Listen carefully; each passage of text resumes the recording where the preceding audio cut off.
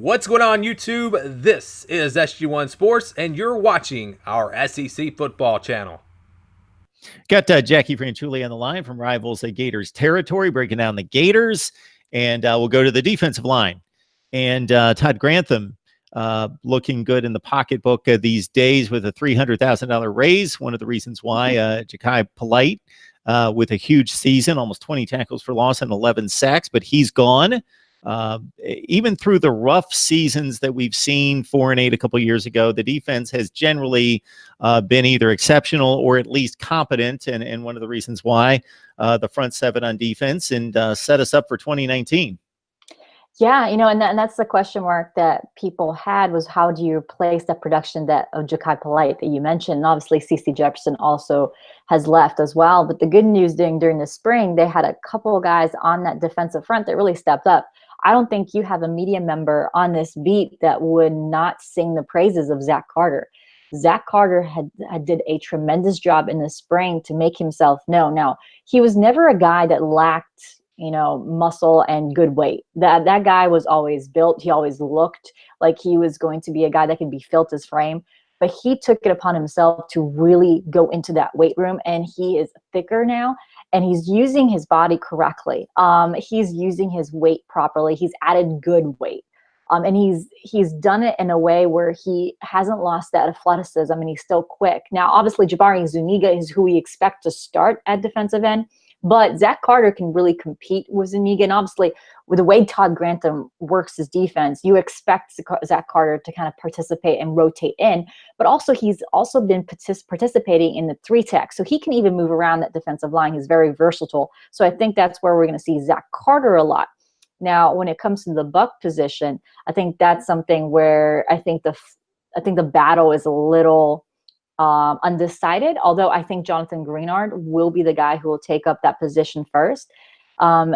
Before the spring season, we thought that maybe Jeremiah Moon will be the starter, but then Jeremiah Moon broke his foot during winter workouts, so he did not participate in spring. He was in a boot for most of the spring. He couldn't participate, and so we couldn't see how the defense would look with Jeremiah Moon as a starter. That was Jonathan Greenard.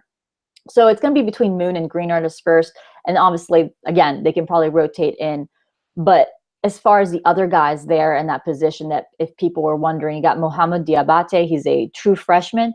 He did impress during spring. Obviously, he's a true freshman. I don't think he'll rotate in. I think they have enough talent, like a guy like Andrew Chatfield, who did impress during spring. The South Florida native had a really, really good spring. I think him and Zach Carter were the two that impressed me the most, just because of their jump and how much they have improved over the course of the last few years. So when you have guys like that, I think Florida should be confident that they have the depth at the defensive line. And honestly, the way that the staff kind of works is that they try to put the most athletic players on the team out there. No, for example, we saw that on the offense when Kyle Pitts was moved from tight end to wide receiver. They just needed to put him out there. And I think that's what we're seeing on the defensive front as well. You've got guys like Zach Carter that can move inside or outside. So you're going to put the best players on the field. And I think they have a lot of versatile guys on that defense, which is very exciting for them. Now, obviously, I said defensive tackle is a position where they're going to have to recruit better for next year. But right now, they're doing what they need to do in that position. Yeah, the move from 4 wins to 10 was certainly extremely impressive. But when you talk about increasing from 10 wins to whatever, 11, 12 and beyond, then you talk about starting to knock off some of the better teams in the SEC and in the country. And that leap, even though it's less in wins, becomes more substantial. And you better have the defensive front. And we talked offensive line, the offensive line, especially in that league, to confront those front sevens on defense in that division and in the conference.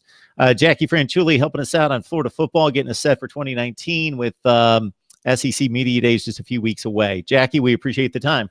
Yeah, no, thank you. Thanks for having me, Mark. Thank you for watching this video. If you're an SEC football fan, please subscribe to the channel. Leave us your thoughts down in the comments below. And for the latest in SEC football, keep it right here.